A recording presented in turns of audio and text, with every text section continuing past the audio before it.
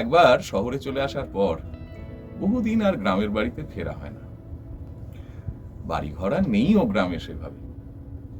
একবার ছুটিতে গ্রামে বেড়াতে গেছি, তখন খুড়োমশাই বললেন যে এবার তুমি গ্রামে একটা বাড়ি বানাও, সামান্য খড়ের চাল এইভাবেই একটা বানিয়ে রাখো, যখন আসবে ছুটিতে থাকবে। তা খুড়োমশাইয়ের প্রস্তাবে রাজি হলাম, একটা ছোটখাটো বাড়ি বানানো গেল। একদিন আবার ছুটিতে ওই রকম গ্রামের বাড়িতে গেছি। রাস্তা দিয়ে হাঁটতে হাঁটতে হঠাৎ দেখি এক বুড়ি লাঠি ঠুকঠুক করতে করতে রাস্তা দিয়ে হেঁটে যাচ্ছে। এই ধরনের বুড়িদের দেখলে আমার খুব মায়া জন্মায়। তাই আমি চেঁচে পড়েই জিজ্ঞেস করলাম, বুড়ি কোথায় যাচ্ছ? এই যে কথোপকথন শুরু হলো বুড়ির সঙ্গে, তারপর থেকে এক অদ্ভুত সম্পর্কে জড়িয়ে পড়লাম আমরা।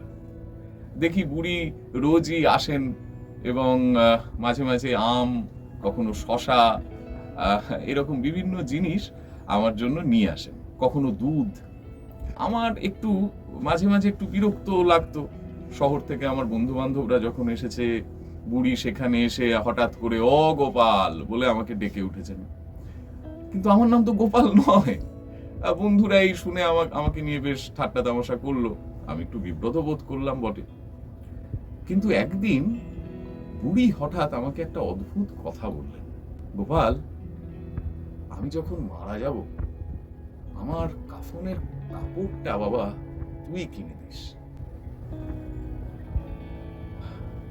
কেন বললো বুড়ি এই কথা? নমস্কার, আমি তথাগত।